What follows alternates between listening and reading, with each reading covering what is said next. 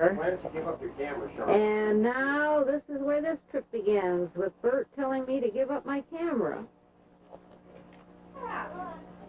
Okay, well, here go the two would-be... We're off to China. Right. We're going on to The two would-be Chinese water lilies. Oh. Okay, in they go. Get in the car. Jerry's going to drive. Oh, yeah. And I can hardly wait to get over there and try some bitter melon and dried squid. Okay, I better get in the car. They're going to leave me behind. There's Jerry's big smile. Well, we're now at the airport, and they're lugging in our stuff.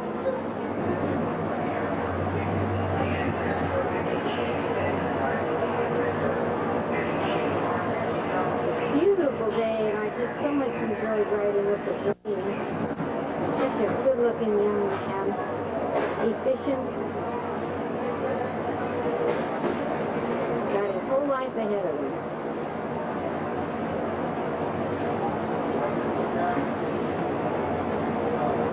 And there's our little bit of the luggage.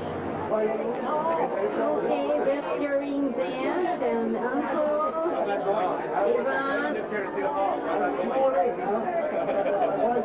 Okay, so that's Yvonne and Bill and... See, that's Uncle Ray. That's Jerry's cousin. This is my Uncle Bill. This is John. What's your name? I'm looking out the window at the airplane we're going to be flying on. This has got to be the biggest airplane I think I have ever seen. Look at the size of that cargo bay door, and if you could see all the people that are waiting to get on this airplane with all of their luggage, you would understand.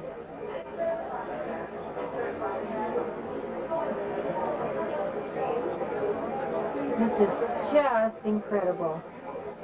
We're about ready to load. And it's now almost 3:30.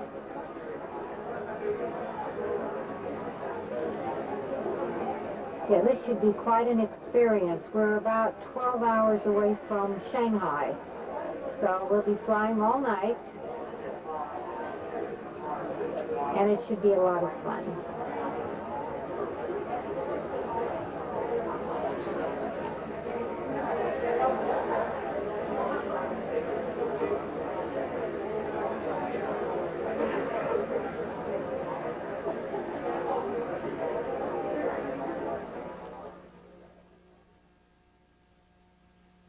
Well, after 13 hours of flying, we are now coming off the airplane. Here's Jerry and Bill and Yvonne. One more time.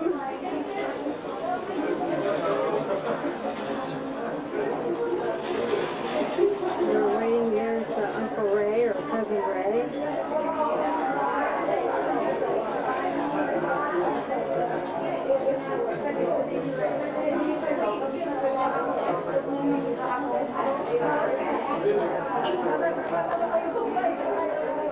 We have to go through customs now and get our luggage and go through customs.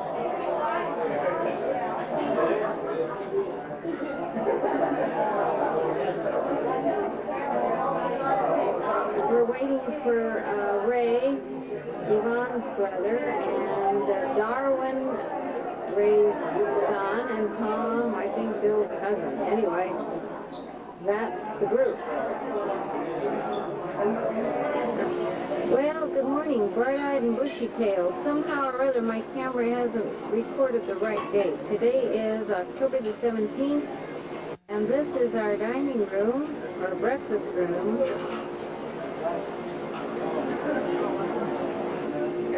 Oh, that looks good. Everybody's happy and eating and ready to run through the town, buy up everything. Should be a good day. Oh, there's Cousin Ray, and there's Ray, and we got all the Rays. Oh, and there's Yvonne. for many years. And then to work in the airport, international airport, for a long time, 10 years. Shanghai International. So I was the first one to be allowed to be there that night. And then in 1978, upon my strong request, transfer to the China International Travel Service Shanghai branch. The last thing, I have to sleep another 21 days. That's the story. So, want you to see what it looked like driving down the road in Shanghai. All the people on their bicycles with their rain capes, and Jerry eventually found two that suited her, one for Bert and one for her to wear when they go biking and it's raining, or for Bert to wear when he's biking and it's raining. But the traffic is incredible. The people on the bicycles are incredible, the buses and everything competing for space. Shanghai has 17 million people and 7 million bicycles.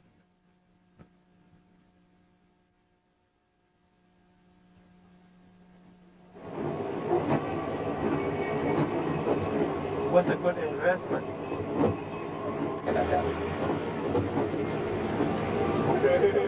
you know, on Sunday, lots of people here. Everywhere. Today is all average income for a person, generally speaking, set about 70 to 100 US dollars per month. But someone named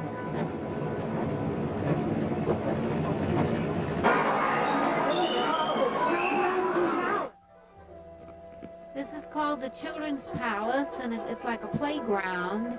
And the children come here, and they can ride on the rides. And then upstairs, where we're going to go, is a big auditorium, and all the children are up there, and they watch television, and they learn to sing and dance and games, and they are just adorable.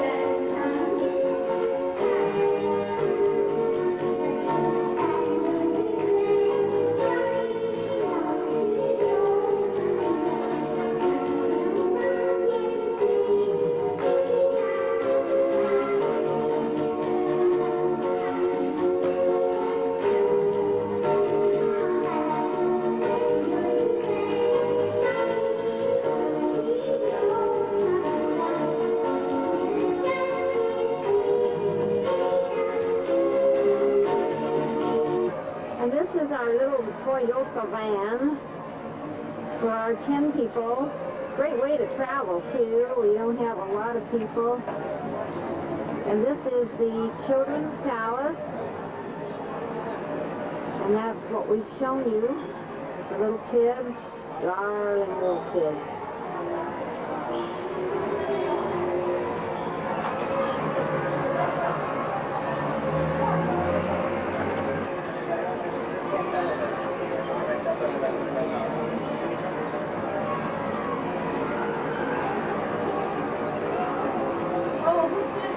And that's May, our tour guide, and the gentleman in the white shirt is Mr. Lou.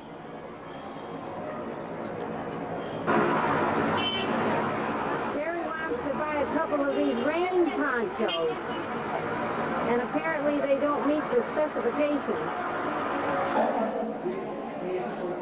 This is the Jade Buddha Temple. This is the courtyard. It's too dark in here really to take any pictures of the Buddhas. I'm sure we'll have another opportunity.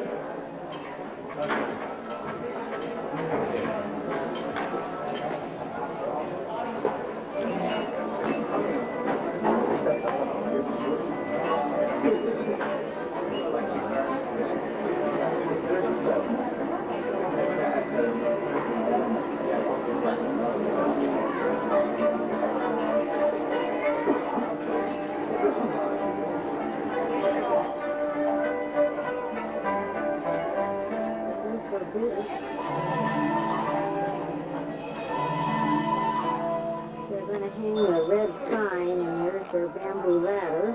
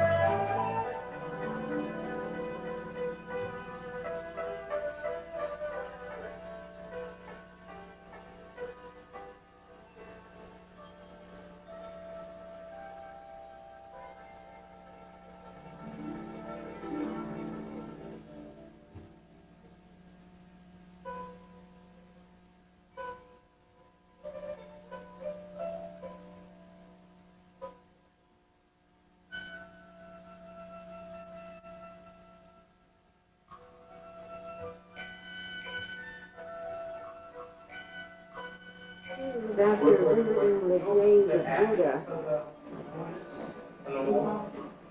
On the one with the ashes. Yes, and the ashes.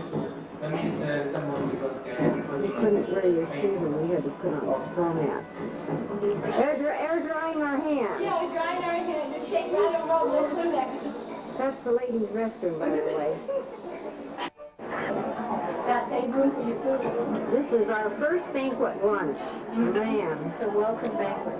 Yes, our welcome Yeah, banquet. wait till dinner. There's crawdads. And that's, Fish stomach. looks like tripe, only it's fish. And then the black one is sea cucumbers. Oh, and there's sea cucumbers. Well, yeah, there's we are. And then a whole lot of other things.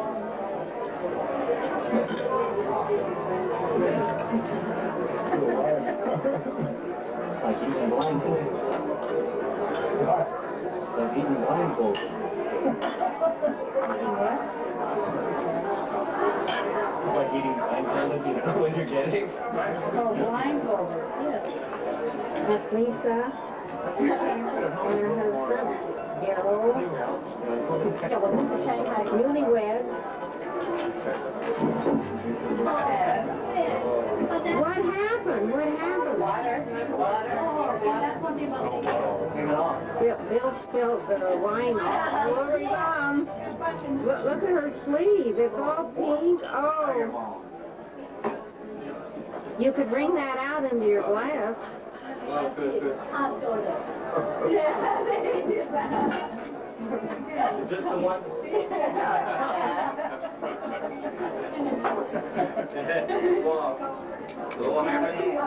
The bottle liquid Oh, and there's the corn soup. Corn soup. We've already had them take out about 5 plates. French fried potatoes. Oh, the crab is really marvelous. That's the crab.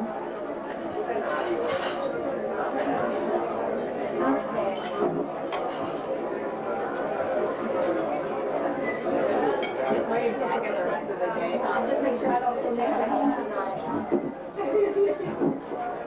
This is Tom. Oh. 와, 이거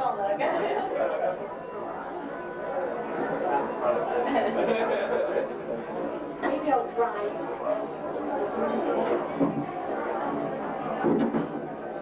Two. Oh, hold it. Nobody's watching. We got it. That was our first banquet, and it was really probably one of the best meals that we had. And here we are now after the lunch, and we're walking down the road and back to our van. We never really got to walk too much in the city, but we got to see a lot from the van, and the streets are so crowded anyway. It's easier to take pictures while you're driving down the road.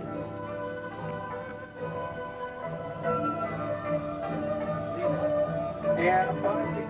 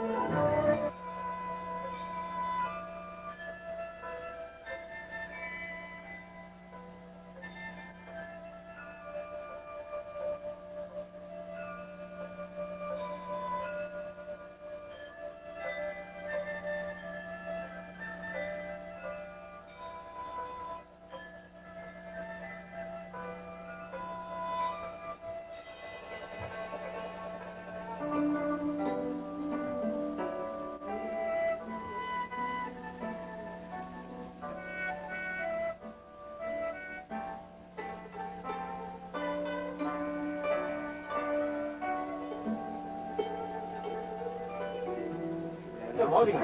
어디? 우리 어디?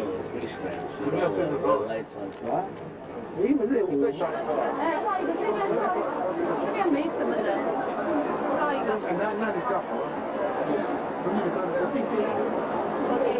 在哪里好？来跟我来。 Those are goldfish in the pond. 要不要近一点？ And I think he's just cleaning out the pond. What a lot of people. 17 million people live in 好 Shanghai. 啦。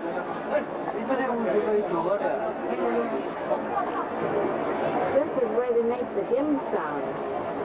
And we watch from the other side, the ladies pinch off a little piece of dough, and after they get enough, they weigh it, and the next person throws it, the next person squeezes it shut. And then they put them in little round bamboo trays, and they steam them, and then the people line up to buy them.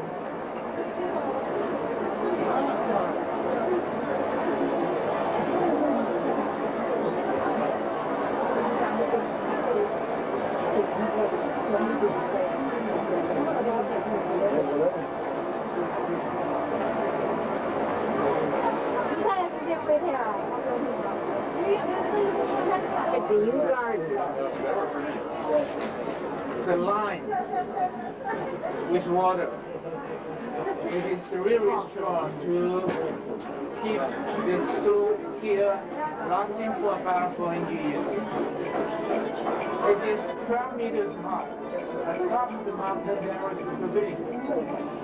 In the ancient times, 20 years before, if you're standing on there, This is the actual U Garden. The water.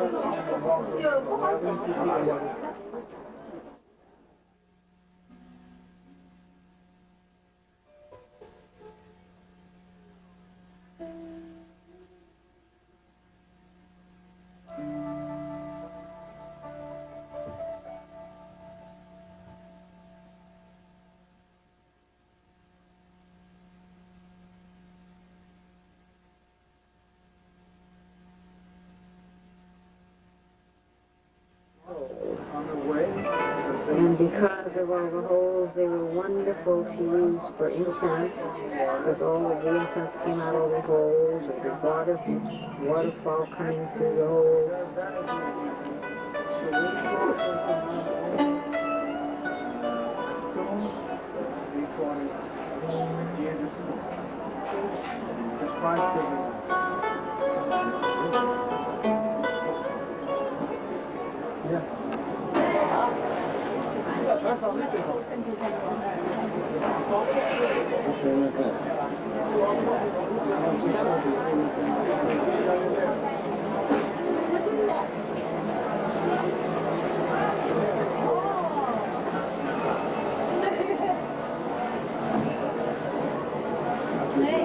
Don't get in front of my camera. These are eels. This is going to be your dinner tonight.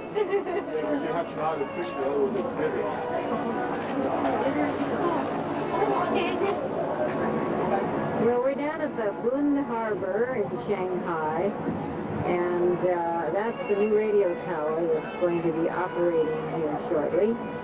And this is just a monument, but my goodness, I can't even get the whole thing in on one camera shot.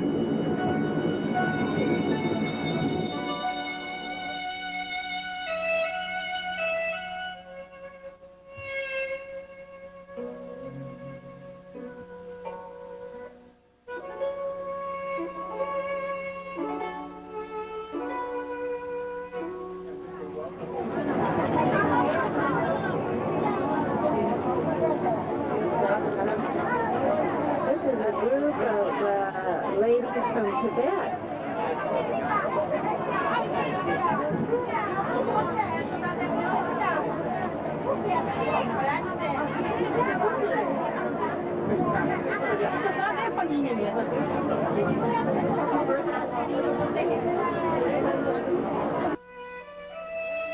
Morning we've had. We had to get up at 4:45, and by now it's 7 o'clock, and we're in the train station. And what a massive humidity there is here. This is the train that we're going to go on. From here on in, May is going to be going with this is the national tour guide. Lovely young girl, about 24 years old. And this is the train. Of course, there's Yvonne, and there's her brother, Ray. And there's nephew Tom, who left his money belt back in the hotel, and we had to go back and get his passport. This is May.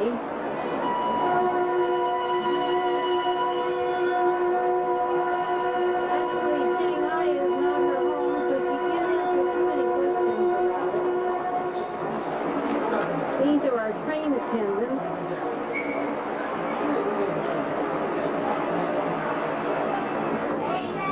Arrived in Suzhou, got off the train, and this is the railroad station.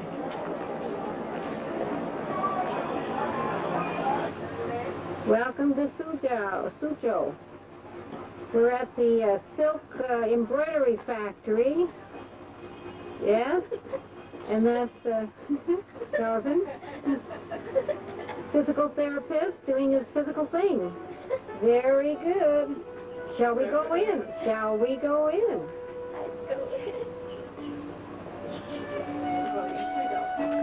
Beautiful courtyard. The main line has a history around 400 years old.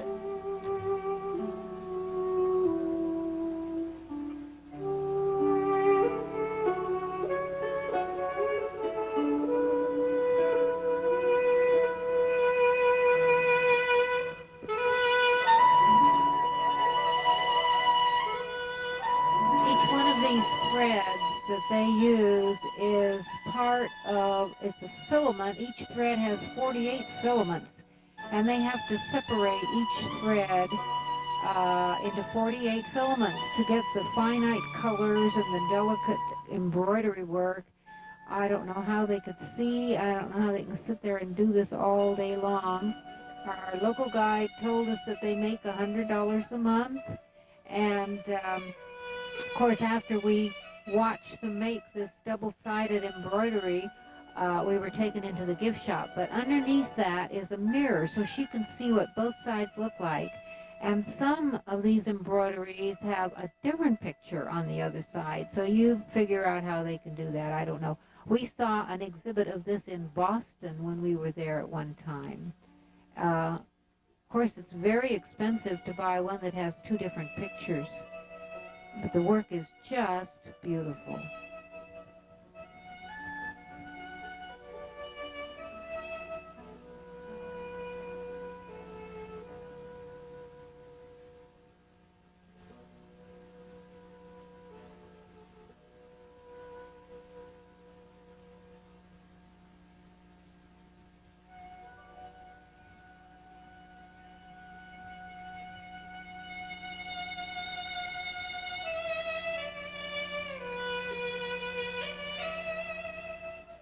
In Suzhou.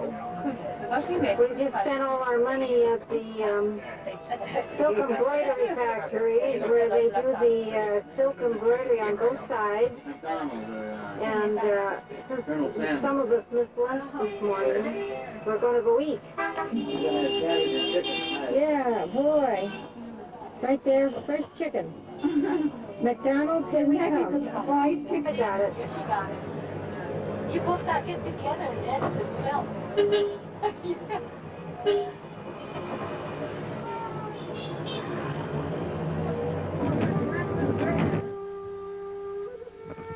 This is what the streets look like in Suzhou.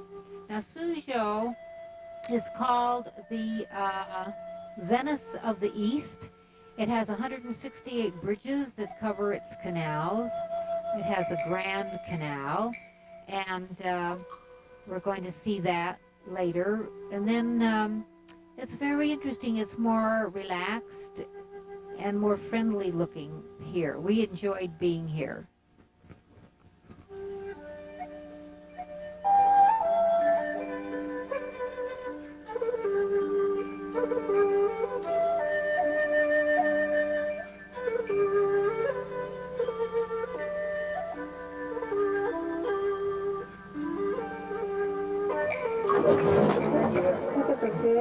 This is where we're going to have lunch. Okay, well. Well,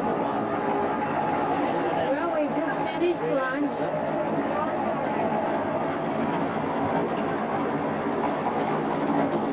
And this is out in front of the restaurant. About 6 meters high and 5 tall. And the third thing is famous for the windows. So and also, by the way, you can take them very slow in this garden because the pattern.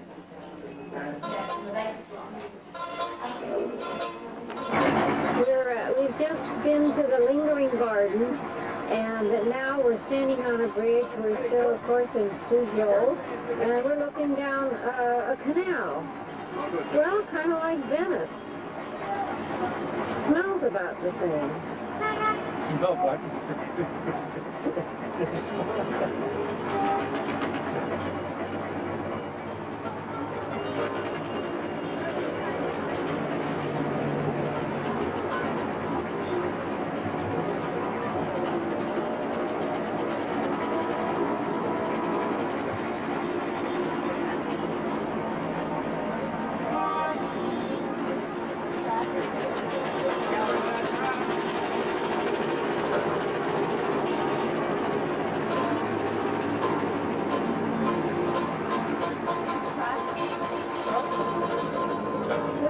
Down the other side.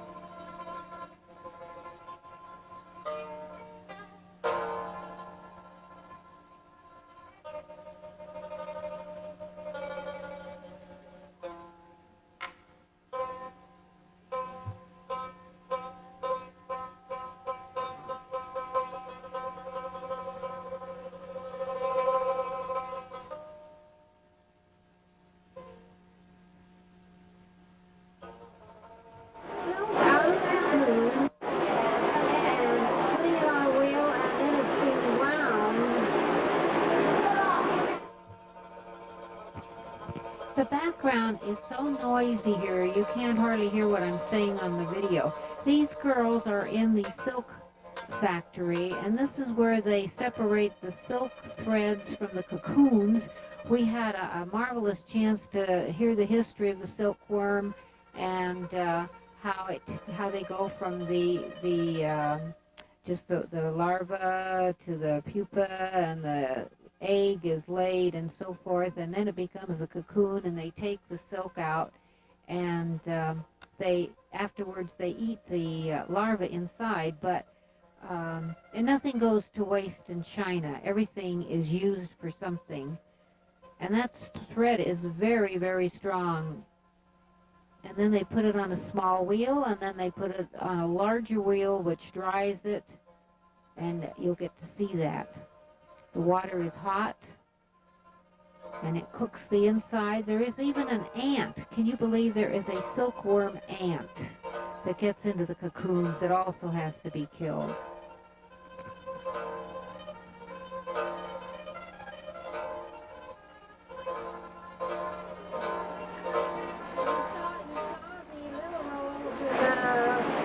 Separating the silk from the cocoon, and now they're putting it onto bigger rollers. They're putting it onto bigger rollers where it dries out and winds it up. Man, what a production. Okay, and this is the finished. It's dried now, and it's getting ready to be packed. Yes, please. We're going to go out now on one of these boats to where they have the pearl oyster beds, and then we get to choose our own oyster, and they'll open them up for us. So it's just like when we go to the fair. But it's only $3 to go out, and it's like 3 o'clock. And we're all kind of giddy from lack of sleep, so this gives you something to do before we go back to the hotel. Okay, here comes the rest of the crew of May. Well, we've cast off, no life jackets. But I have a savior aboard. Darwin promised he'd save me if I fell in the water, or if we sink. Jerry has to dog paddle a little. He can come back and save her. What did he charge you? Houseboat there from home.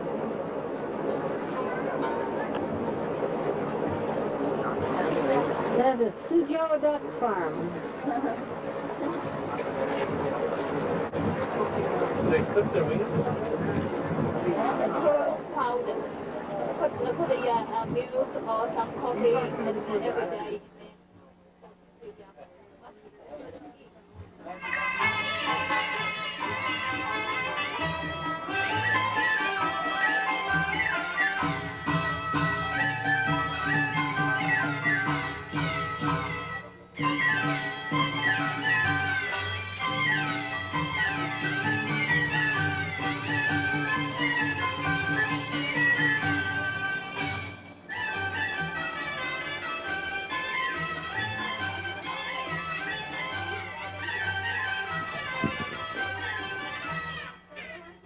These house belongs to the farmers. They raise their own crops, and they wanted to build their own homes, and so here they are.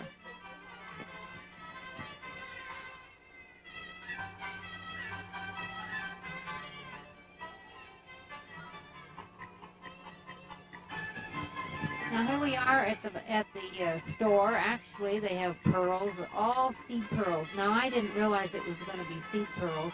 Wouldn't made a bit of difference to me, but and here we broke up into little groups, and here we are going out to the oyster beds.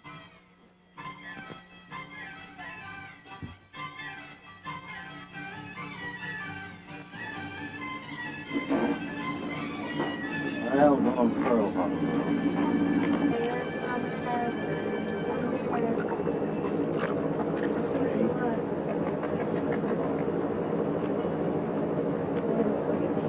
Okay, now I think you were supposed to choose a pearl out of these baskets.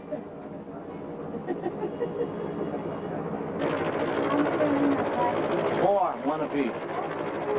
Yeah, we don't have no pearl. We have to flip to see who gets the pearl. That was Uncle Raymond. Well, we got our basket. We've got 4 oysters in it. And now we're going to go back and they'll open them up and each get a pearl.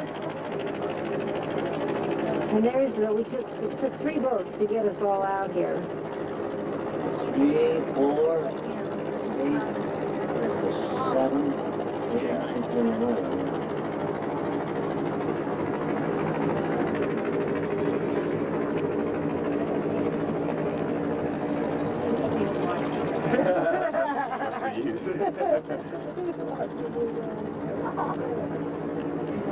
Now we're coming back. A big find out. Big... Okay. Well, they let it go on longer than it should,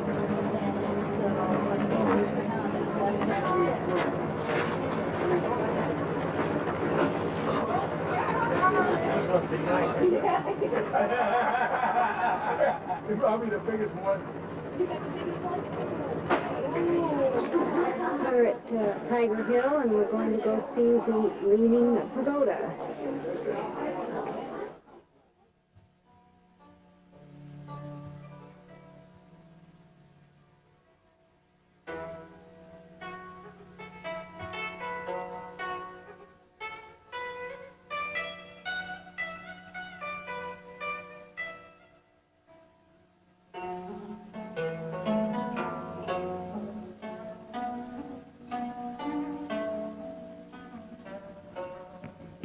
That's called a stone pillow. And if you toss a stone up there and it stays on the top, that means you're going to have a boy. So Lisa and Daryl aren't going to have a boy.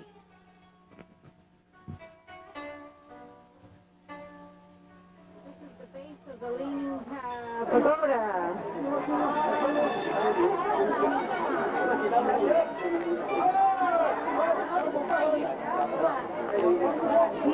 People everywhere. And we're going to go up those steps up to the pagoda. this pagoda will not lean in further, so they just keep this angle. So the top point is away from the central axis, 2.3 meters. Will they be able to go up there, climb up there? Not allowed to climb. It looks like a celebration. Who's the lady? Goddess of mercy. Mercy. Thank you.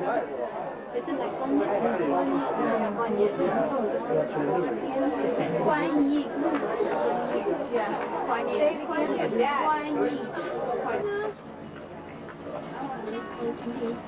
We're in the Penjing Bonsai Garden. It's overcast, which is too bad, but everything is so interesting. It's a PayPal. Do you have money? We're on our way out of Tiger Hill. Isn't this interesting? They're cooking, these are either chestnuts or roots of some sort.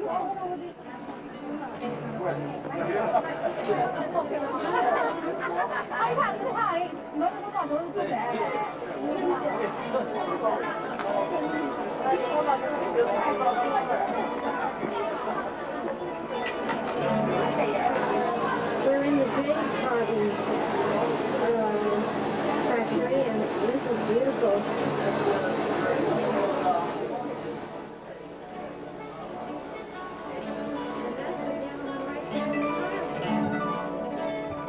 That's the fellow that carved that beautiful piece. Unfortunately, I didn't have my backlighting on, so you couldn't see his face. But you can see the intricate work they do here.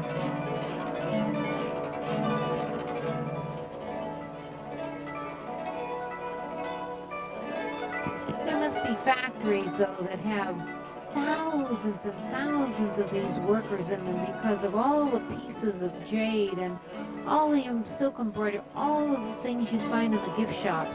You know that just the few people that we saw in each factory don't do it. There have to be factories all over which we never get to see.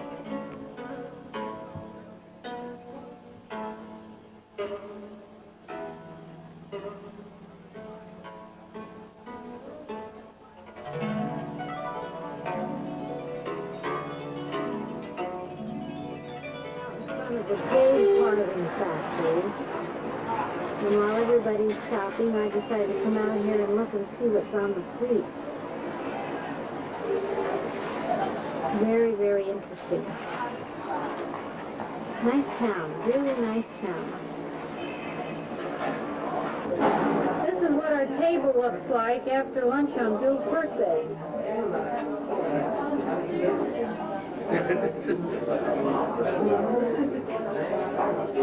See you, Charlotte. Thank you. Just want to say here that those two kids, Darrow and Tom, well, Tom didn't do too much, Darvin, and Uncle Ray there, they really do eat. Man, that food hits that lazy Susan, and they're ready, and we all ate, but they eat really good. And here is Uncle Ray sitting down with the actors in the park to get his picture taken. We said, no, go back. You have to put on a red hat. So there's a picture of Brother Raymond with his red hat on. He was really thrilled by that.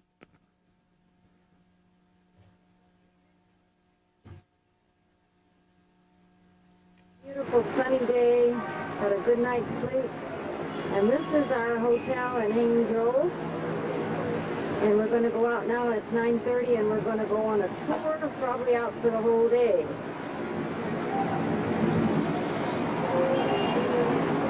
Nice room, comfortable bed. It's cold this morning and windy. Feels good. This is a Yofei's temple. Yofei. Yofei. Y-U-E-F-E-I. Yeah, right. Yeah, this is a beautiful place. Okay, now we're going to go into the temple. Those are Chinese characters, but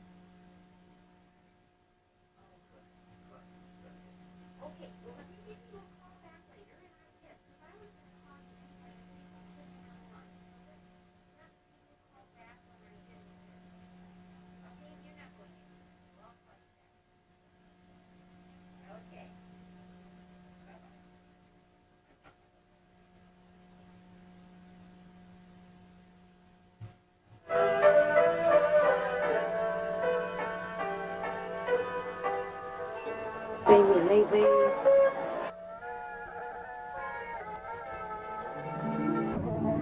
Right. Yeah, this is a beautiful place. Okay, now we're going to go into the temple. Those are Chinese.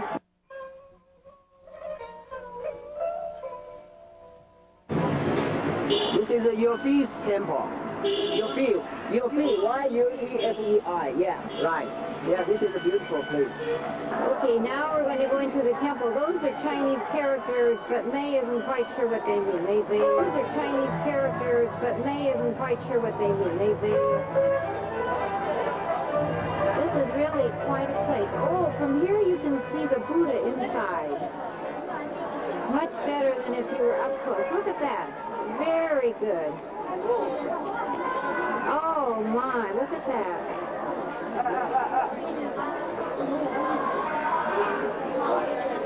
There are more myths and stories. I just heard a story about a great warrior named Yufei.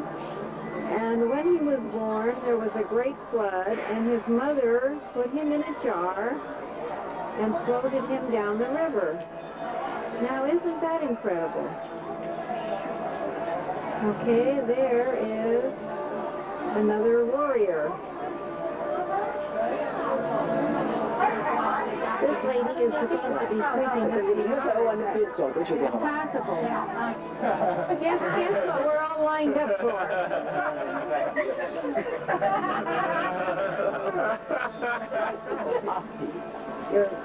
When the Buddha died during the Ming Dynasty, then the young monks buried his ashes here.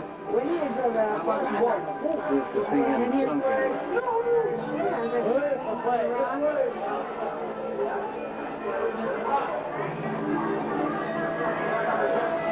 I'm taking this actually from behind the trees and all, but you can see the size.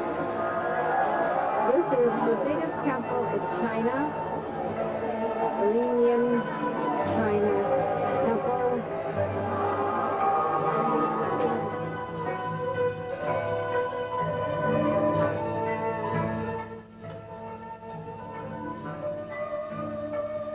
We weren't allowed to take any pictures of the Buddhas in this temple.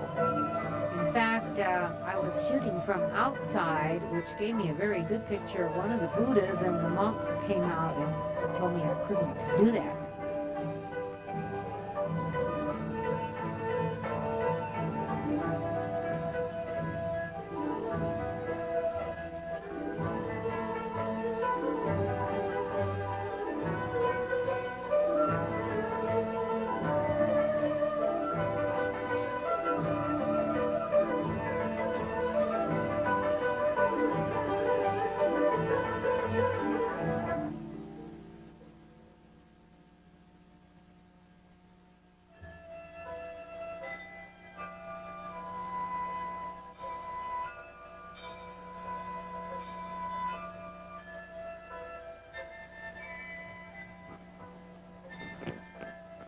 The smoke from the incense is so strong, and there are so many people. I am standing up on the stairs from opposite this building where this Buddha is, and I thought maybe I could get a picture, but you can see that it's really impossible.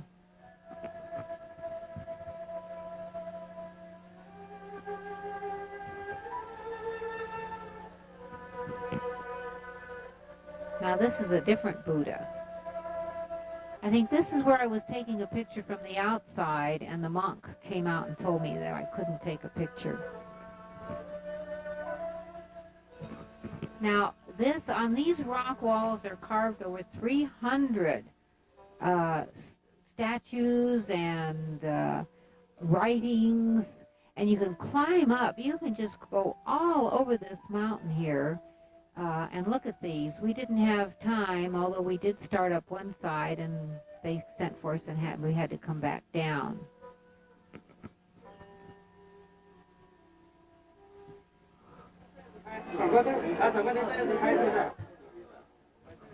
This is a man-made. These are man-made sculptures. Just a year ago, this part of the garden has been open just 1 year, And it's been made to look very, very old. I thought it was ancient. And of course, it's a marvelous spot for taking pictures. Everybody runs in and stands in front of something and gets their picture taken. And of course, it gives the illusion of being very, very old because a lot of the statues have already lost their heads.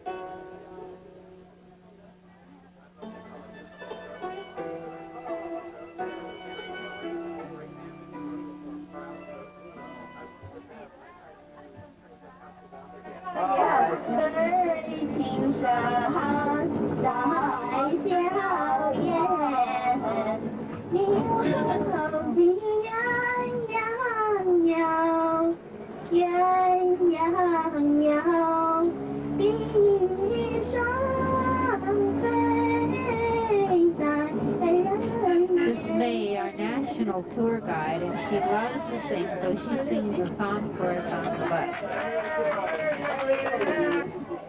This is just a park. A park between the temple and lunch.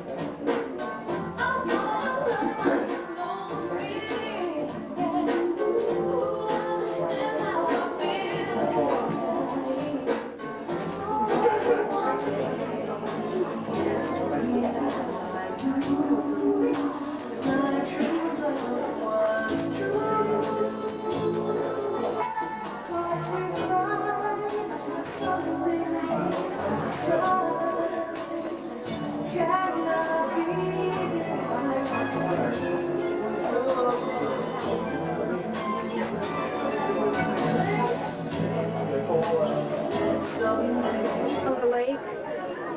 Here goes the crew. This is West Lake. And there was one whole busload of Japanese people who wanted their own boat and refused to get on with us, so that was fine. And these are beautiful lotus leaves. I'd never seen a lotus flower or a lotus leaf before, so that was very interesting.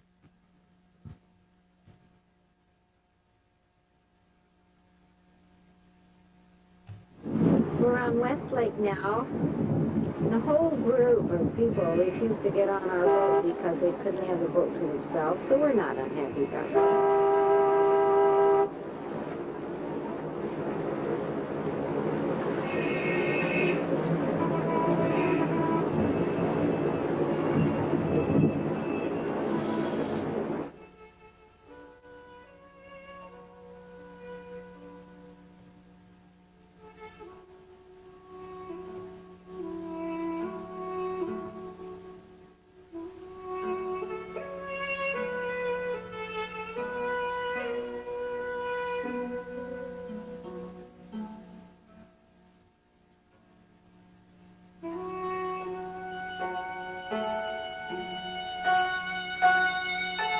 This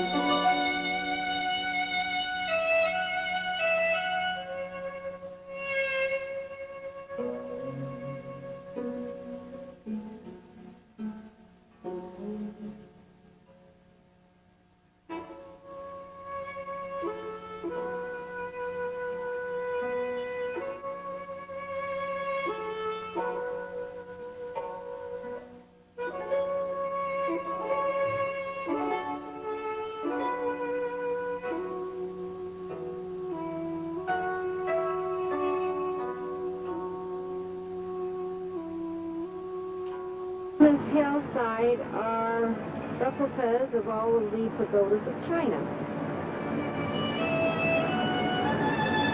Some really beautiful pagodas. Jerry and Darwin, Lisa, I think, and Darrow climbed up. We are now behind the pagoda of the Six Harmonies, and that was built to protect the city from flooding. So they went up inside, and Yvonne stayed down to take their picture, and Bill and I did hike up the back, which is also quite a hill, to see all of these various pagodas. We were only sorry that there was no brochure to tell us what we were really looking at.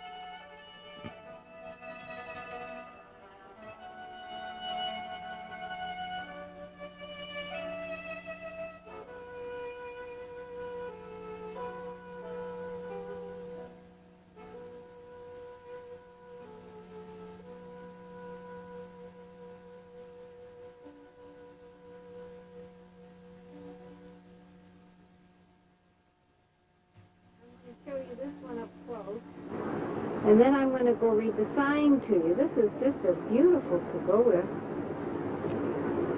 Okay, the pagoda, built in Qing Dynasty, 1784, stands outside of the Anding Gate of Beijing. This pagoda was built to house who is that? Banshan Erdnese? Hat and clothes. How about that? Having your own sepulcher to bury your hat and clothes in. Here's another beautiful one.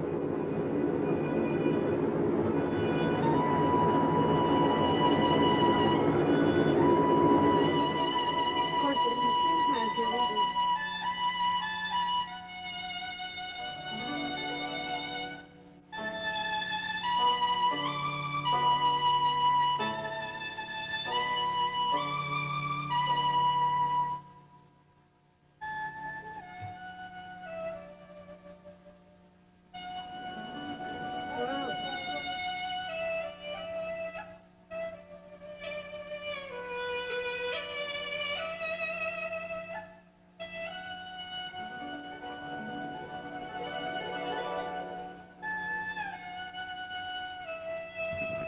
That's the back of the Pagoda of Six Harmonies, or the Temple of Six Harmonies.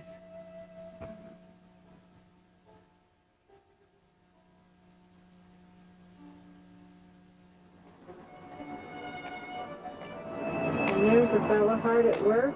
Planting What's he doing? irises. Oh, planting flowers. These people here work very, very hard. Okay, we're at a tea farm, and our guide, Joe, is telling us about the tea. Then the quality cannot be ensured. Because you see in the same, yeah. And then they made the tea in the oven. This is the tea. It will become cloud. Yeah. This is Dragonwell Tea Company. And afterwards we went in and we got to taste the various grades of tea. First grade, second grade, third grade. We all got to drink the third grade. And then we ended up buying some, of course. That was the whole purpose of coming here. But I had never seen tea growing before, and there it is. This is green tea. Of course, they only pick it in the spring, and they only use the very, very tender new shoots that come out. Green tea. This is green tea.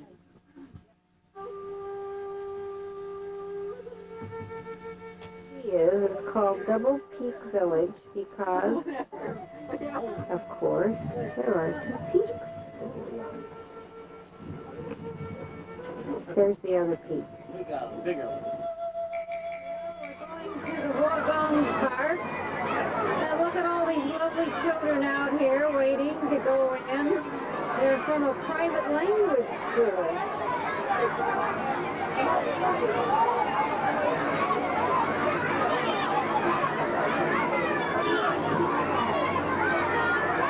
The children here really are just darling.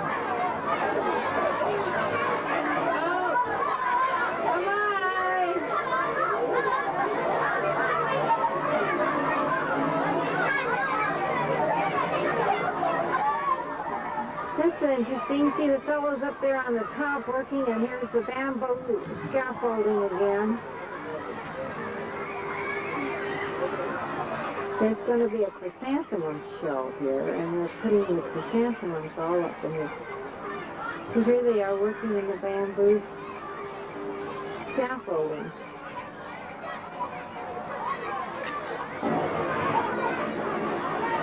This is not really a pagoda. Thank you. And all the children here are now going to have a picnic. This is on one of the postcards, this house. This is beautiful.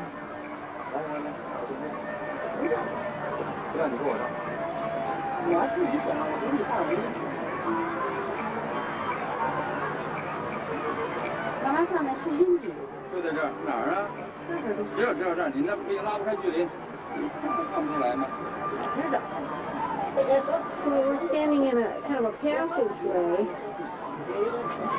and this is the scene across the lake.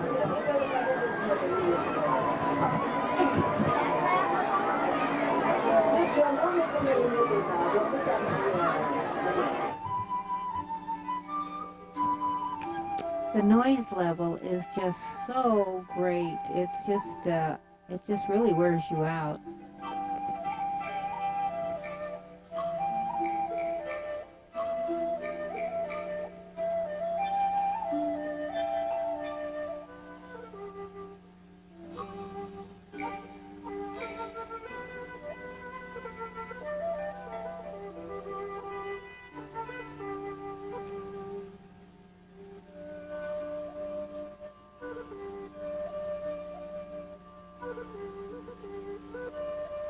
We're in a silk embroidery factory, and to start with, these people have to enlarge the photo and make a graph. As you can see this gentleman doing here, and then it goes into a machine, and the machine automatically reads it.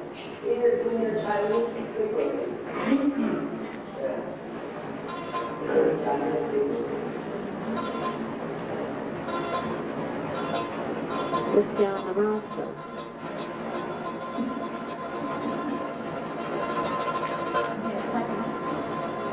With the ink and the brush is made of wool. That's the finished work. See, there's what he's copying.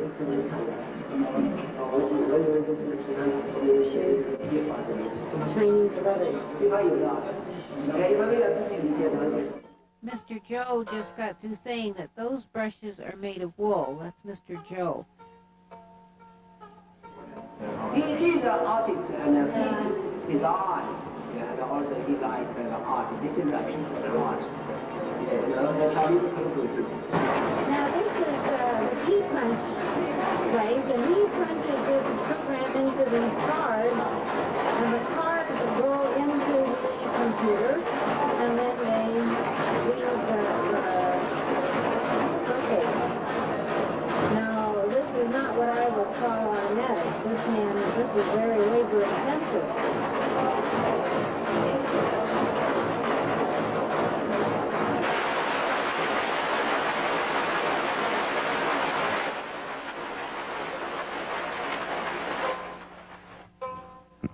After we watched him punch the cards, then we came out into the factory and watched how those cards were put through the machines, and the machines, I guess I didn't take pictures of the shuttles, but every thread is on a shuttle, and as the card directs, there goes the cards, then it kicks up the shuttle, and the shuttle puts in that much thread, and then it goes down, and another shuttle comes in, and they all have different colored threads. It's just amazing. It's just, you have to see it. And there is the finished brocade on the bottom.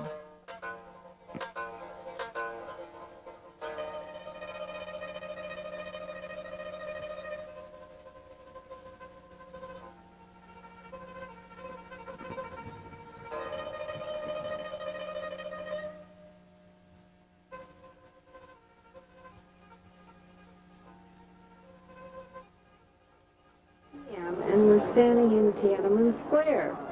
What a shame, because it's almost dark, but anyway, this is a little bit of what we see.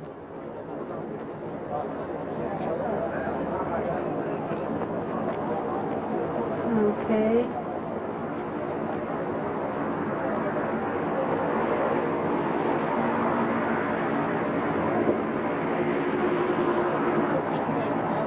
This is the Memorial Hall of Chairman Mao. This is a monument of the national heroes.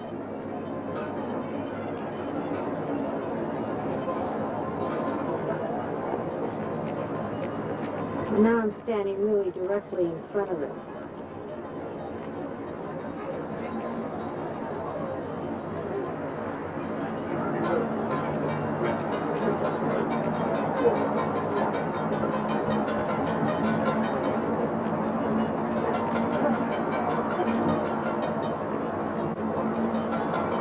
We're still in Tiananmen Square. Okay, now. Yeah, you see that in front of you?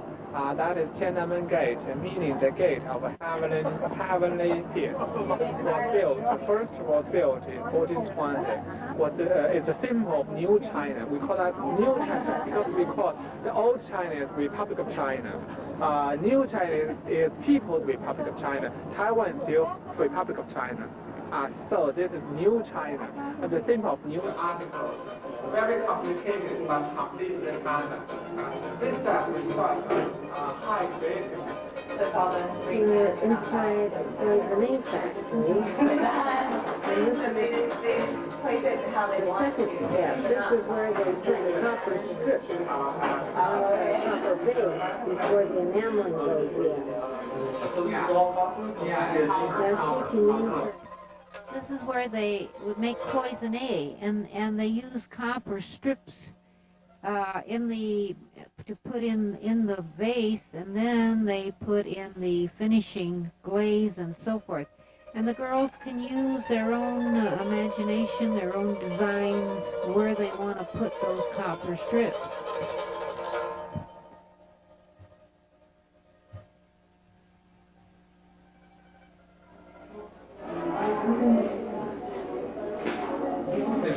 Yeah, because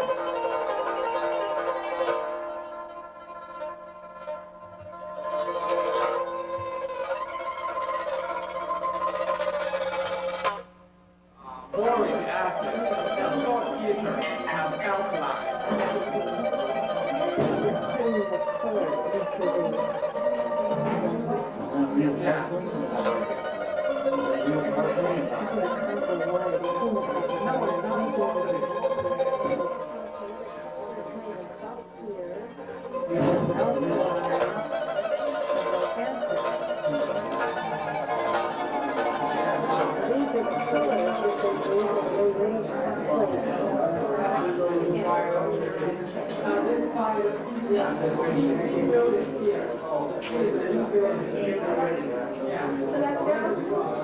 Let's go to the next page.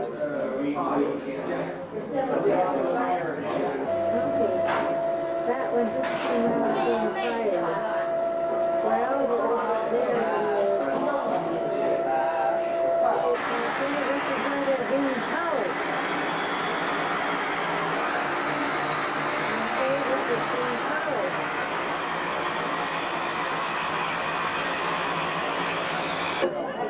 So we're at the entrance to 13 Tombs. Very many people. Very many people.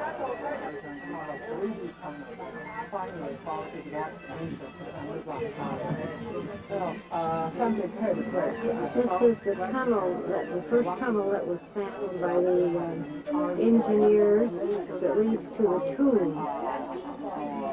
Later they found several more tunnels. And now we're on our way to the underground palace. It goes, I think he said 270 meters underground. But I couldn't do it. I took one look at all those people and going down that far, and I said, not for me. Actually, I started down. I went about 2 flights, and I looked over the banister, and I saw that there were, I don't know, maybe 19 more flights to go down, and all these people 4 abreast. And I did. I said, not for me, and I turned around, and just like a salmon, I swam right out of there.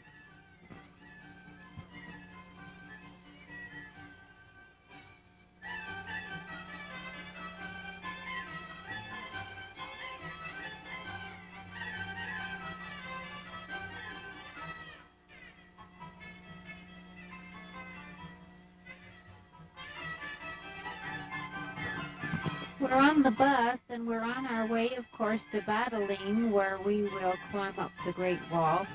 And this is the entrance to the Great Wall. You walk past all these wonderful little shops with the beautiful fruit, and they sell all kinds of things. And then you get up to a plateau up the top there, where there are more shops and so forth, and our guide bought our tickets for us so that we could go on and climb the Great Wall. Now, if you go off to the right, it's supposed to be an easier climb. If you go to the left, it's much steeper.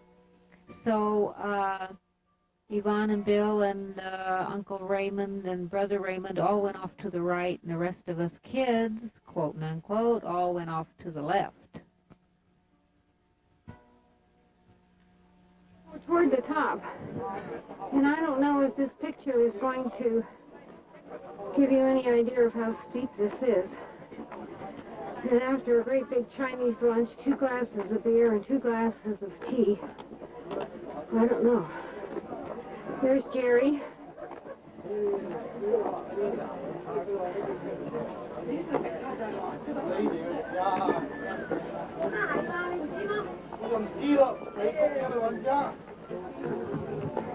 It's very hard to get away from the people who are up here trying to buy or sell their postcards, blankets.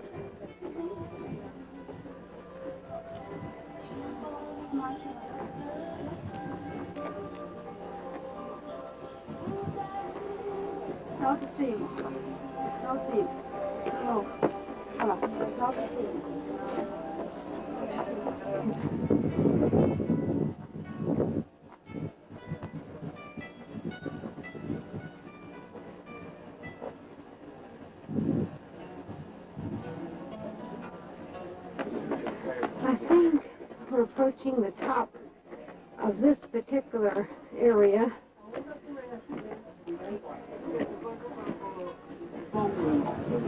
And this is looking out in another direction.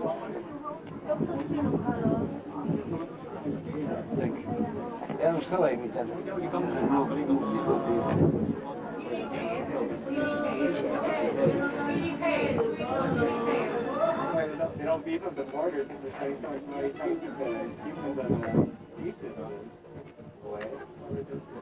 Mexican borders. Well, I'll tell you all about it when I have a chance.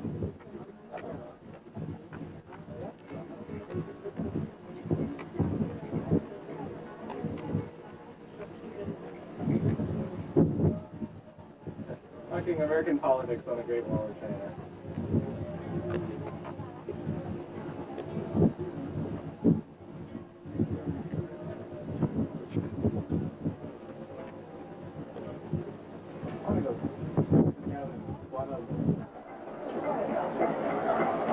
Another beautiful day, and here we are at the Summer Palace. And I've learned all about the very bad empress, and I'll tell you the story later. But here we are going in. There's a picture of me taking a picture of us.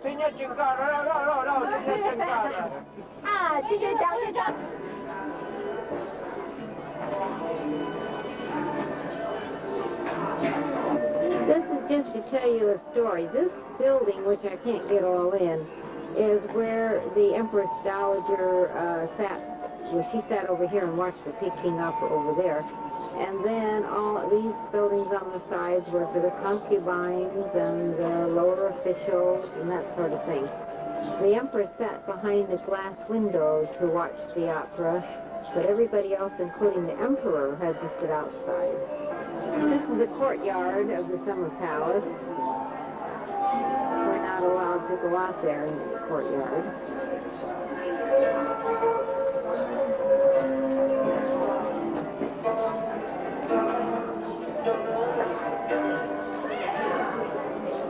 Beautiful brass incense burners.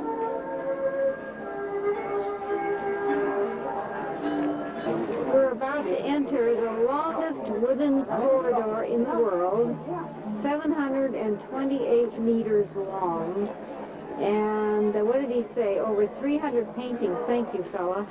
Over 300 paintings on the ceiling. Now this is the lake outside of the Summer Palace. We're along the longest corridor, which, by the way, has 8,000 pictures, not 3. This is Kunming Lake. These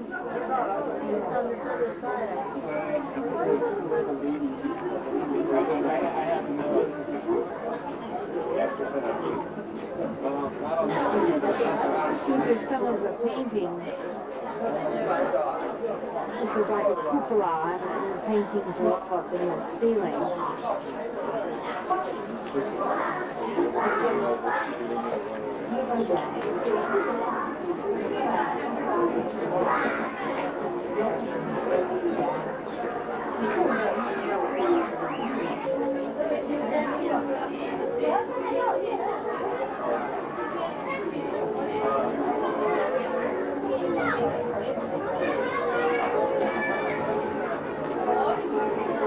Show you these cute boats out here with the dragons on the front. It's so picturesque. It's so typically China.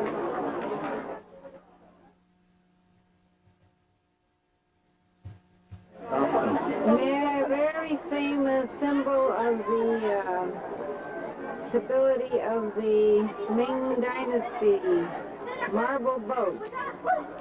It doesn't float. This is a pretty gate. There's an east gate and a west gate and a north gate and a south gate. I don't know which gate this is, but this is probably the prettiest one we've seen.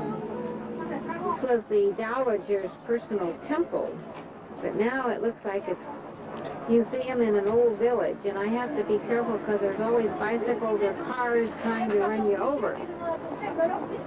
It's now the Beijing Art Museum Gallery. These are the attendants. We get a local guide in here. That cement post holding up that tree.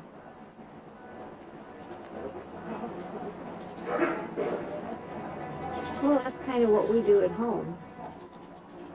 原来呀，这个万寿寺，它都是以福和寿著称于世的。刚刚那座门楼呢，还被人们称之为百福降寿门。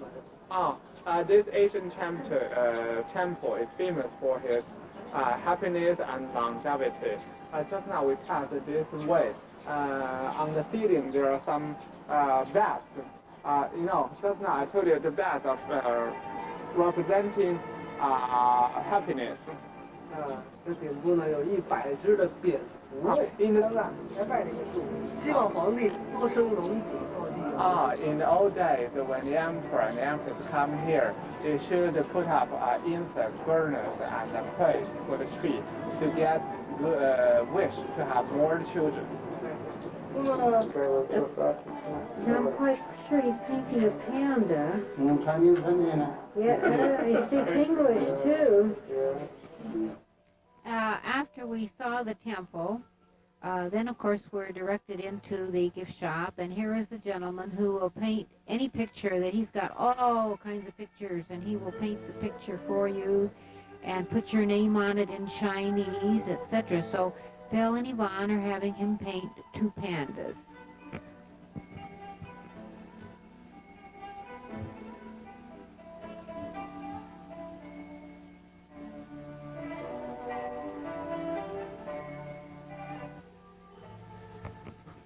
Progress.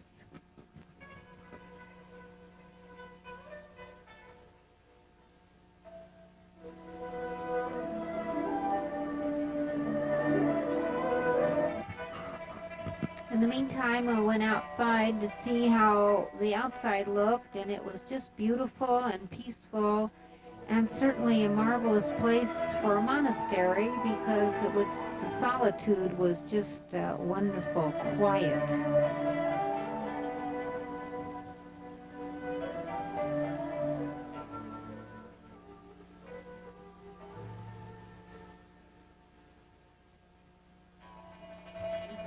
National tree of China, I think he said.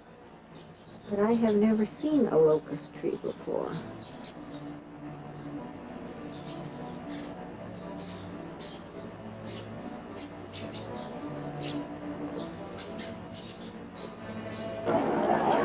Okay, we're looking at the front gate to the Forbidden City. Goodness gracious, I've seen this on TV so often and never dreamed for all the world that I would be here. And again, I'm not the first here today. So we have to use the eastern entrance. Don't leave me. This is in the movie The Last Emperor. 请原谅我到处买东西，我买没关系，太好了。 So in the movie it looks a lot cleaner. Cleaner. Yeah. Okay, let me just tell you something about. Okay, this is the main hall of the Forbidden City. And of course,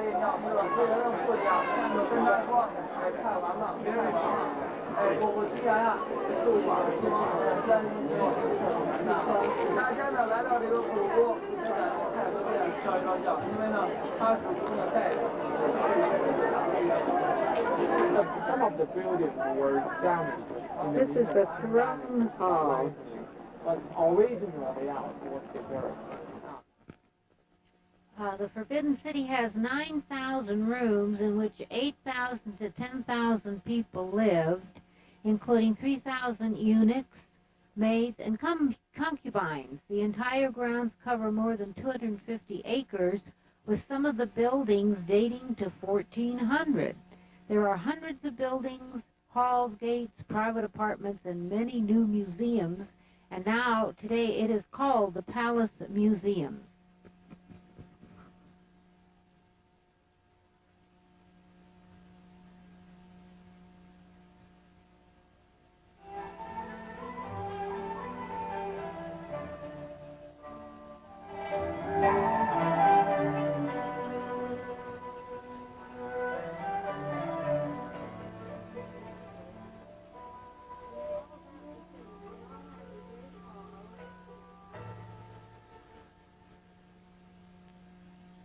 Okay, now we've passed through the third level, and we're looking at the fourth such level. But this one it's just incredible.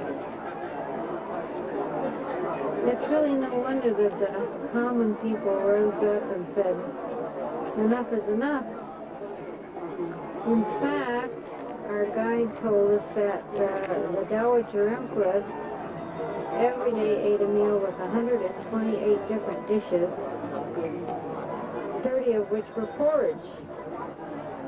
And the amount of food would have been enough to feed 5,000 peasants for one day. So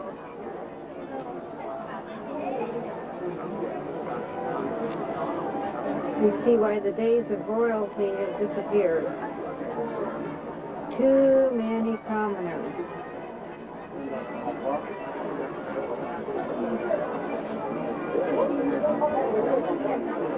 This carving going up the center here to this preservation hall is 160 meters long, and it's all made out of one piece of marble. 哇，咁都勁靚啦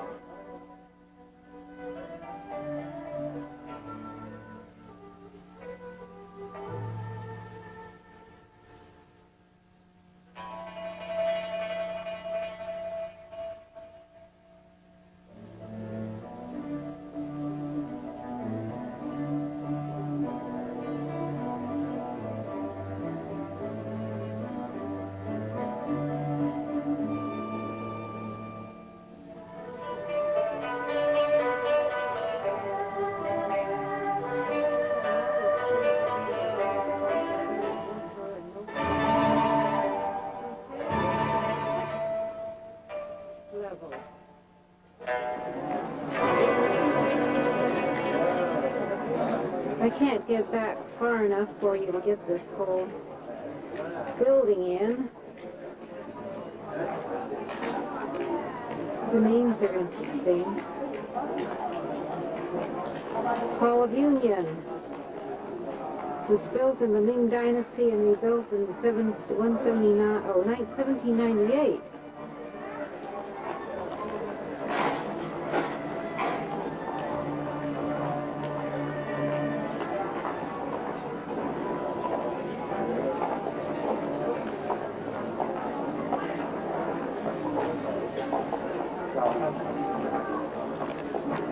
This is the 7th layer.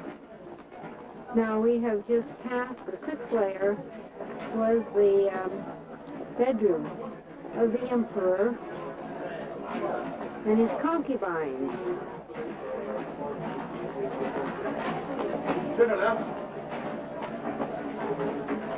Think how lucky you are to be able to see this sitting in your front room comfortably while I'm walking through this.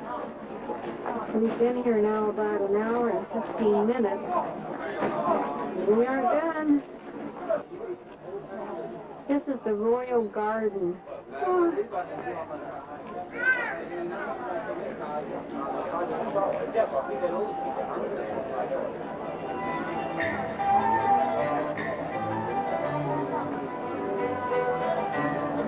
It's so pretty. I just can't get it all. It's impossible. We're entering the Temple of Heaven.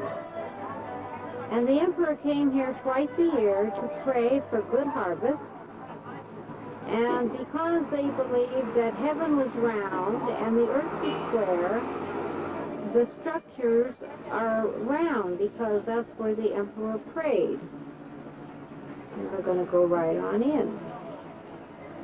Now we've just come through the gate, and this structure, as you can see, is built round. I guess it has some significance, and I haven't learned yet what that is. But there we are, going up the steps.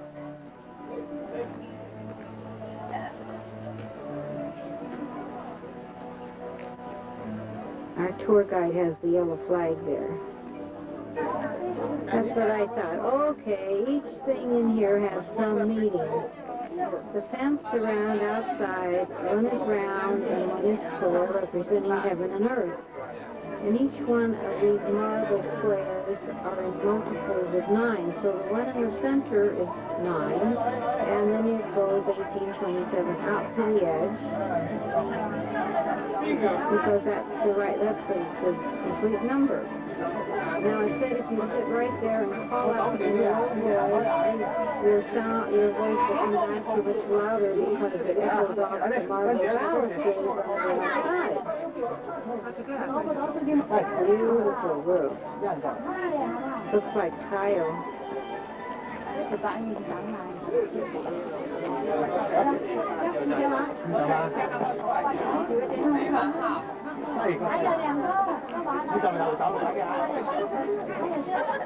Okay, now we're going to go down and see what's in the temple. We can't take pictures inside, so we'll just give you the outside.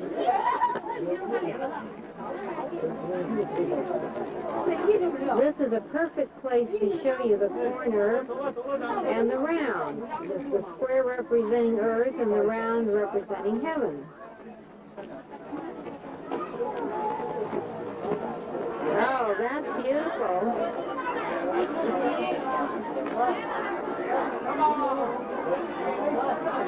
This is known as the echo wall, so that if you go over and whisper along the wall, it'll be heard all along the wall. However, it's so noisy right now, nobody wants to hear it.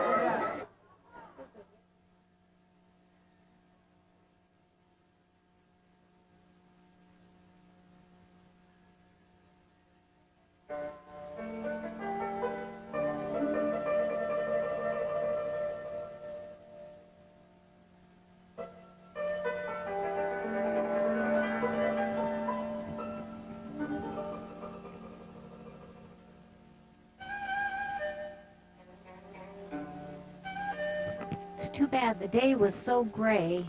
Everything would have looked so pretty had the sky been blue, but then you can't have everything. And we were just fortunate to be able to see everything that we did see.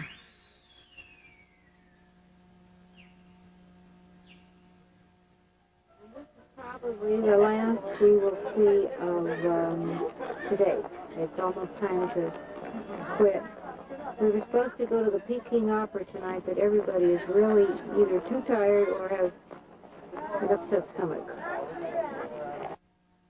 And there it is up close. Again with an upset stomach.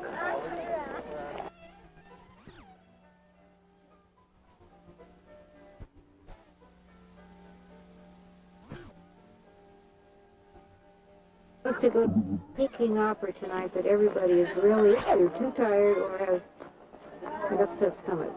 Again, with the circular marble terrace outside, with the 9 multiples of 9 marble slabs in them. Just beautiful. Just arrived in Xi'an, checked into our hotel, the Shangri-La. This is the first time we've been able to just come right from the airport to the hotel and check in and get rid of all of our heavy carry-ons, which is really a blessing. And since we got up so early this morning and didn't really have any breakfast, we're going to go out for a very nice lunch. Snowshoes, Jerry says. Yeah, well, he has no hands, and when we were driving into the city, we passed a market, and there, handcuffed to a metal gate, was a lady, and apparently she had done something bad, like shoplifted or something, so they handcuffed her to the metal gate to embarrass her. And this is the other side. And she was definitely embarrassed. We ought to do that in the United States to people who were driving through Xi'an. They're going to go to lunch, and it's lunchtime here.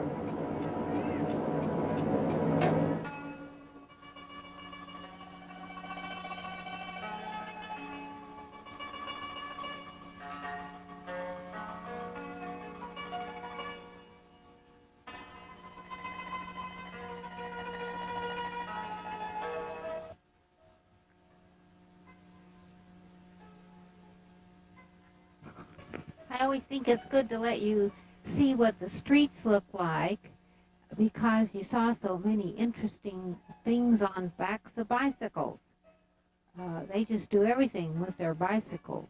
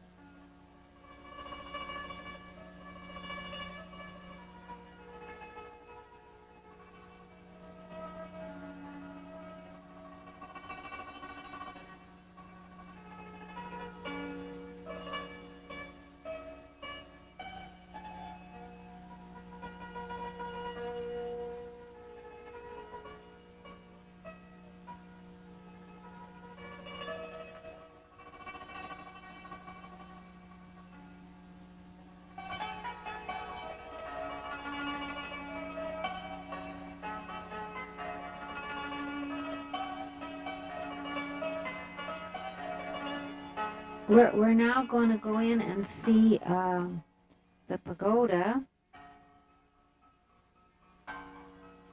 This is the Great White Goose Pagoda, built in the 17th century. A famous monk went to India in 629 and returned with many Buddhist scriptures, which are now stored in this pagoda.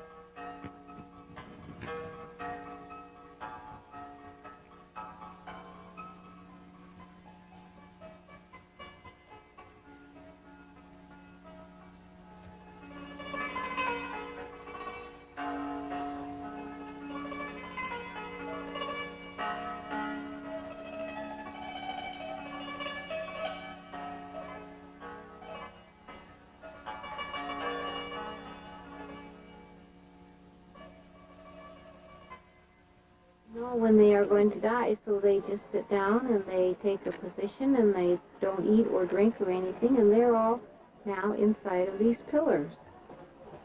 The pillar we put. Okay, we're going to the south gate, just past the laborer's market where people come and stand around and wait for somebody to come hire them.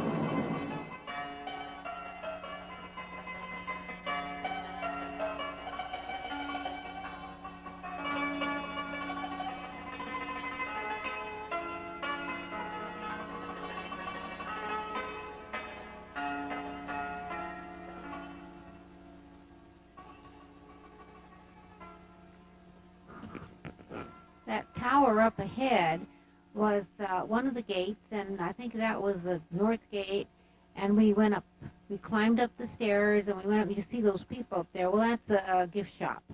So naturally, they let us off, and we went up there, and we had to go in and look at the gift shop.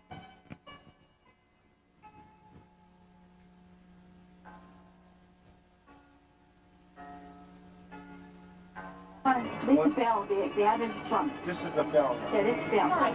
10 years ago, the Anitat was there, and now they have about 9,000, and it looks like we've had a problem right here.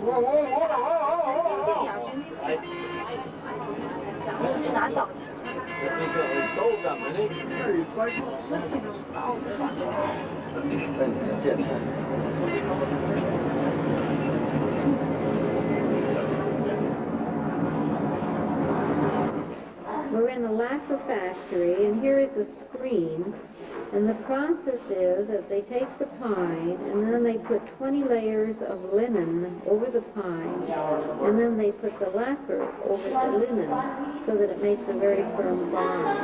And all of the jade is inlaid. And the soapstone, which are, let me see, these leaves somewhere. These leaves are soapstone. They are just glued on. And these little flowers here, these little flowers are mother of pearl.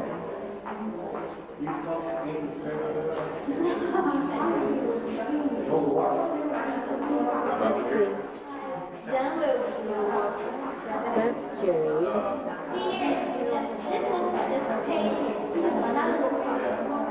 Their electricity is off. They are, so it's not too good for light.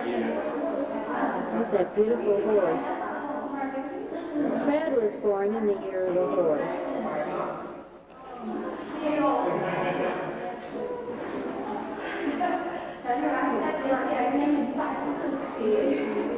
Look how gorgeous this is. This is 8 panels, all inlaid. Oh my, I would love to buy something and take home, but unfortunately,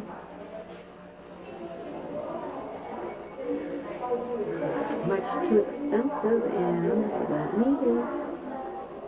Oh, this is all inlaid jade and bone, buffalo bone. And these girls here are, the people here are so friendly. And because the electricity was out, they offered to, they painted something on each one of our Either a fanny pack, in my case on my video.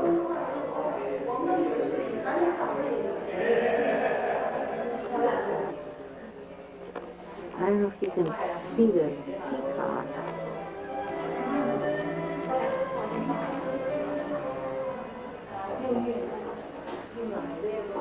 It's all inlaid.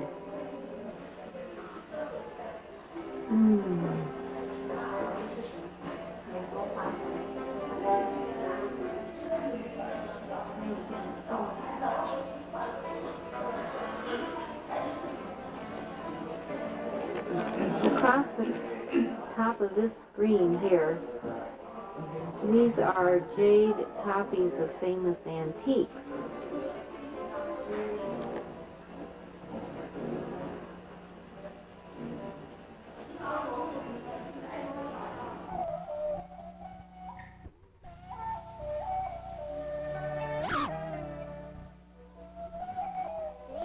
And we're visiting the Bamto Museum. Bamto.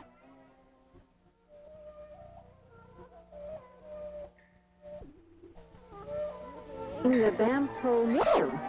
Bamto means halfway to heaven, and there's our motley crew, and we're ready to go in.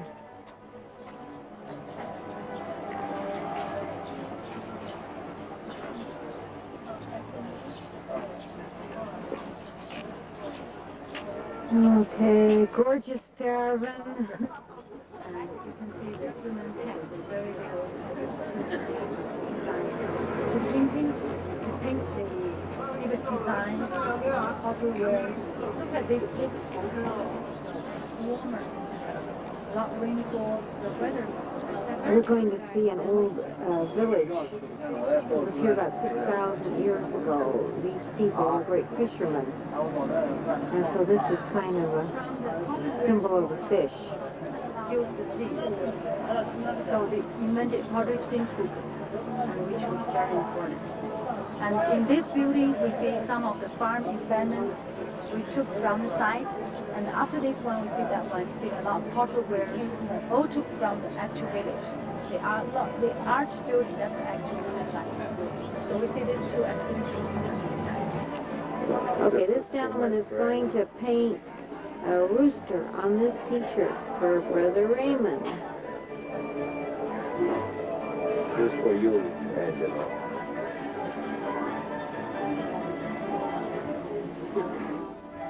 I'll tell you a little bit about the Bamto people while he's painting the t-shirt. Their village was discovered in 1953, or perhaps I should say uncovered. They were very much like our Anasazi Indians, except I think they were more advanced. They originated steam cooking, stone axes, pottery making, etc.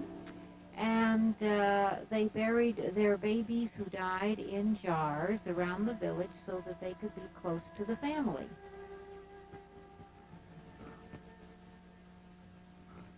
Now, everywhere we went, we were so rushed.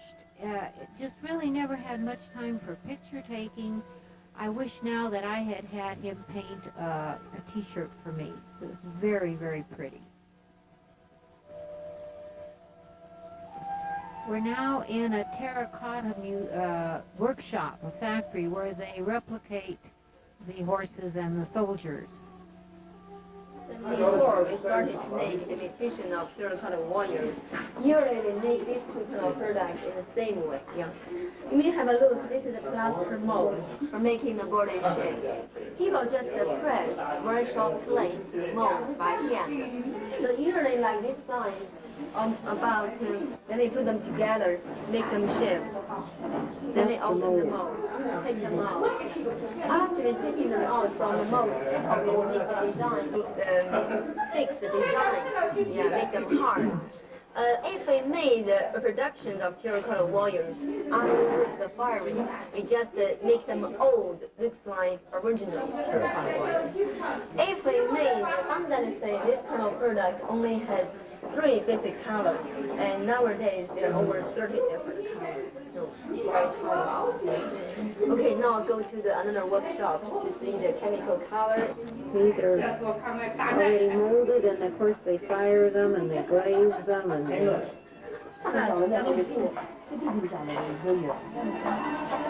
对啊，我反正是这样子。而且是没上班的时候，是要求上班，一定就是先磨合。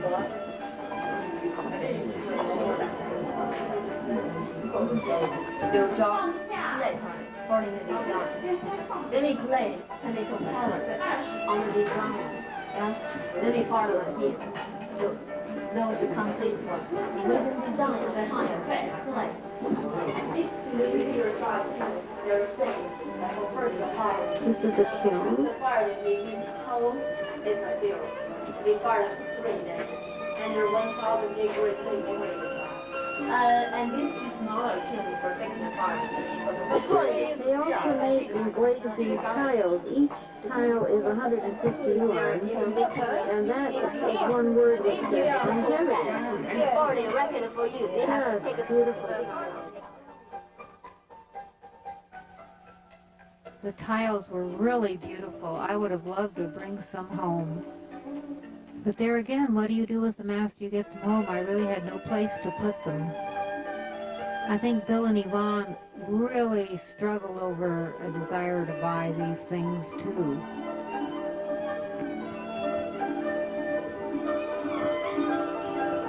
Then as we left the terracotta factory and the tile factory, we walked into this one area where they're making silk rugs.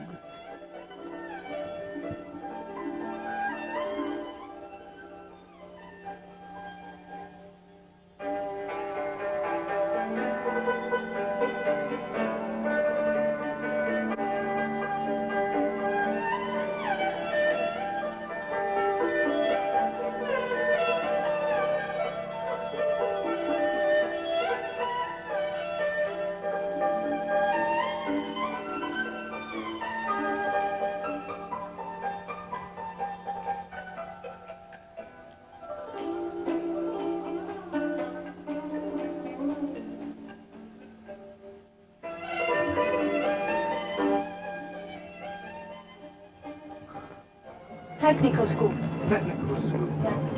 Okay, we're driving through a village. This is outside the city of Xi'an.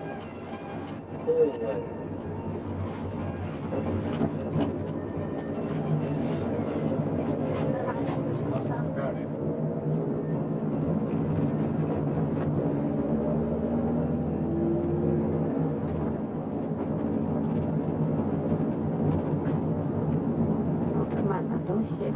Don't shake.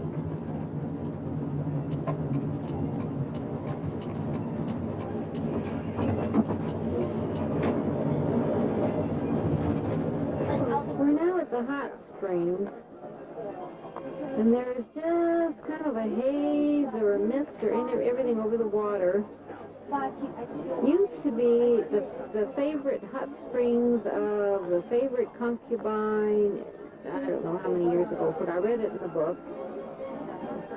And of course now they don't let you see where the local people go to use the hot springs.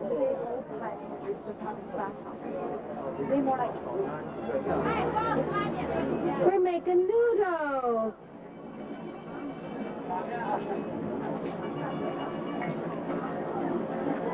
No, do. Okay, now we're coming to the Museum of the Terracotta Soldiers. From what I understand, I can't take any pictures inside. That man that was making the noodles, he was making such fancy designs, flipping them up in the air and everything. And the minute he saw that I was starting to take video pictures of him, he put them down and wanted me to pay him. Of course, we didn't have time to stop and take the money out and that sort of thing. These vests and these blankets are just beautiful. It reminds me of when Fred and I were in the San Blas Islands. Except I think most of this was done by machine. And on the islands, most of it was almost all done by hand. Sorry, Lori, I haven't found any angels.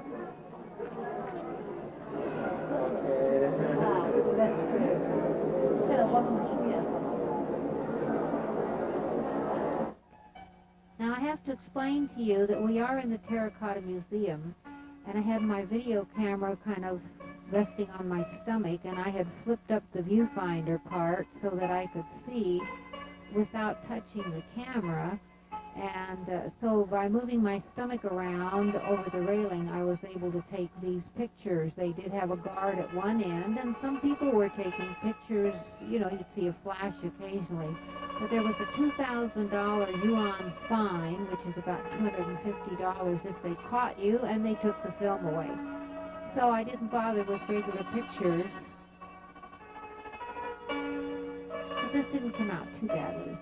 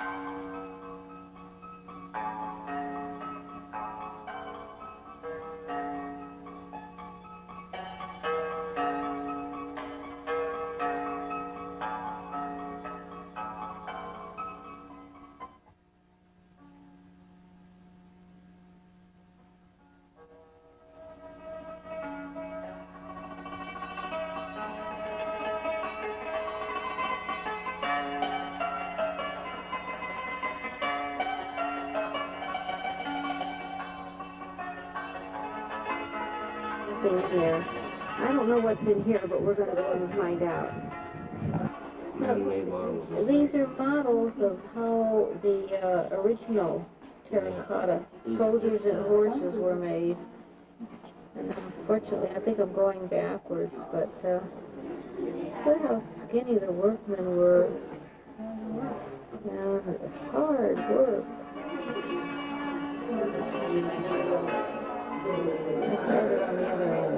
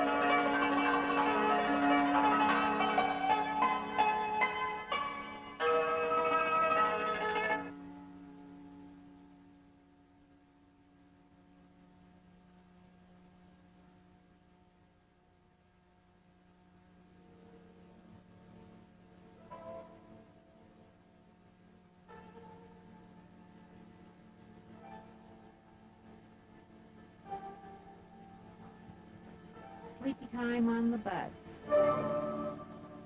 I think Jerry and I were probably the only two that never really fell asleep.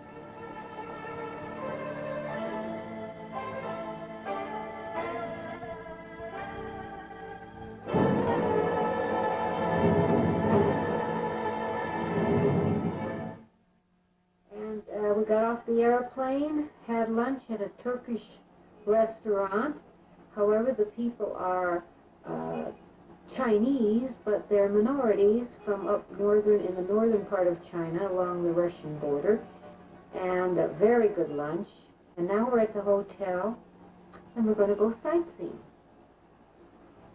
I'm looking out my window, which is probably dirty, and this is some of Kunming. We're driving to the Western Hills to see the Dragon Gate.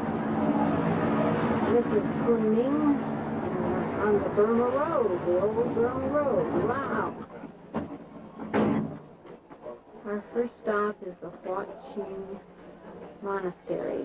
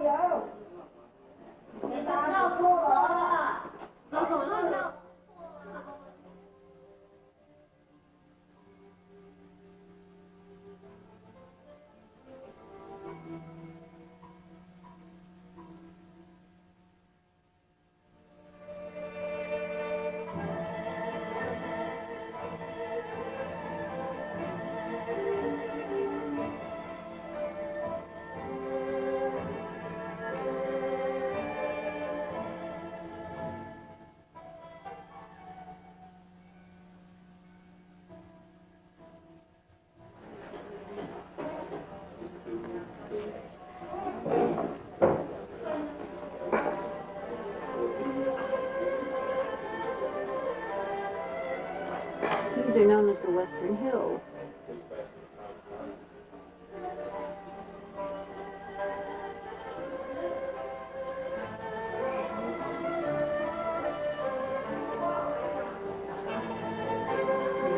Friendly game of Mahjong.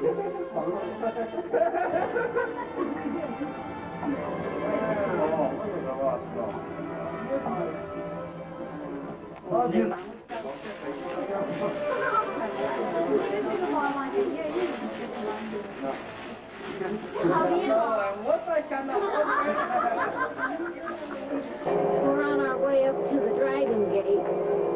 Not too far. And this is what's along the road. Okay, this is a fish pond in the lake.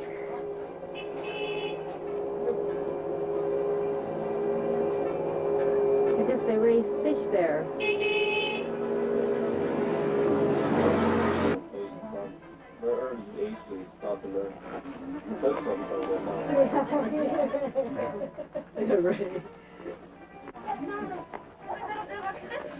These are the not married girls. They're not married, right? Oh!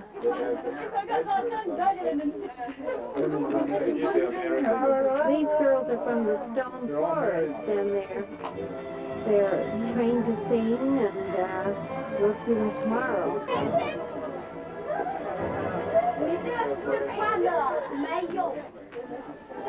Okay. Lady, 1960 to 1970, 10 years. So today, this name. We've just come up 72 stairs, and this symbolizes 72 demons in hell. So walking up the stairs, you're stepping on the demons. Okay, we've hiked up 4 levels, and we've got 1 more level to go to the Dragon Gate, but this is looking down the side of the hill, and each one of these pavilions, I guess, was a house of a Buddha at one time. I'll just add in here that over 1,000 birds migrate to this area every winter.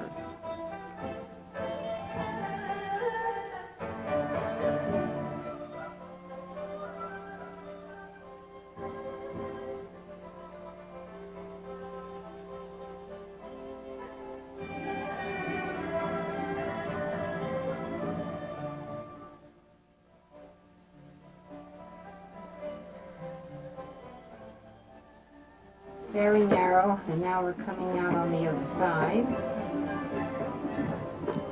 Okay, so we're going to go through here, and I guess this is the Dragon Gate. Well, it's not the Dragon Gate. There is the Dragon Gate up there.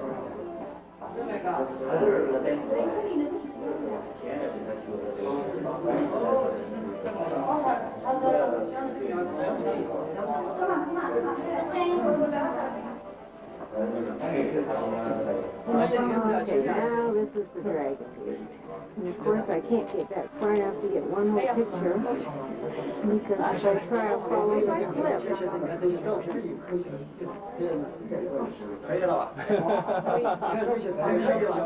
Buddhists around here. Again, there are so many people, and it's difficult to get up there, and I'm not sure I could take pictures inside anyway.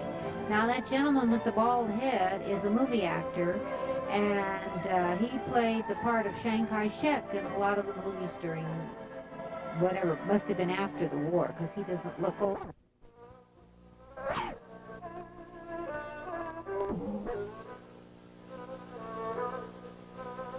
4个人不好搞。以后今天和包所长和杨副所长一起照一下。Oh, there's Yvonne and there's May. He used to be the drummer player, and he played Chiang Kai-shek for some episode. 那上面有2个字龙门。 The man with the bald head used to be an actor and he used to play Chiang Kai-shek. 美同志，请让一让。好了，跑不了。注意，别动，好。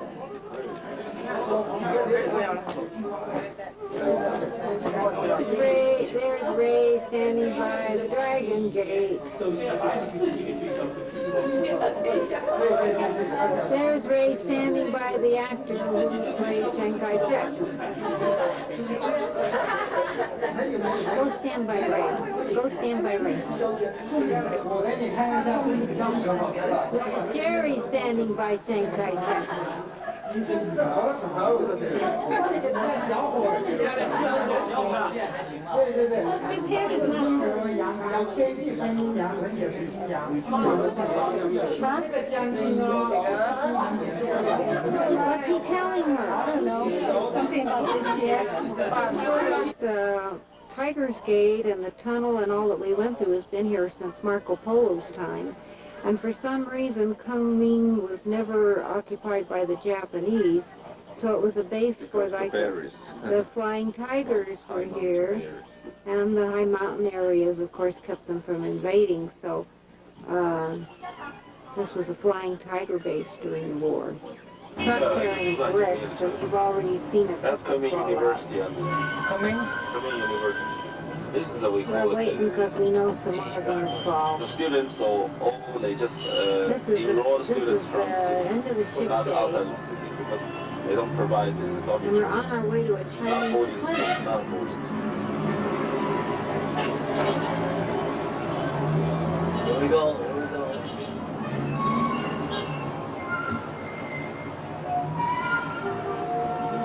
Kunming University. See the man walk through the brakes. Yeah. Even the brakes failed. Give him hit.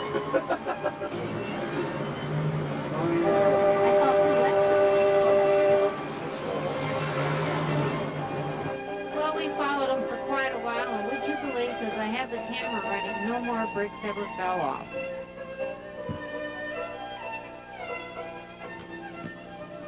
We're now at our Chinese-Korean restaurant, and they had a karaoke, and our local guide, Yong and May, both love to sing, so here they are.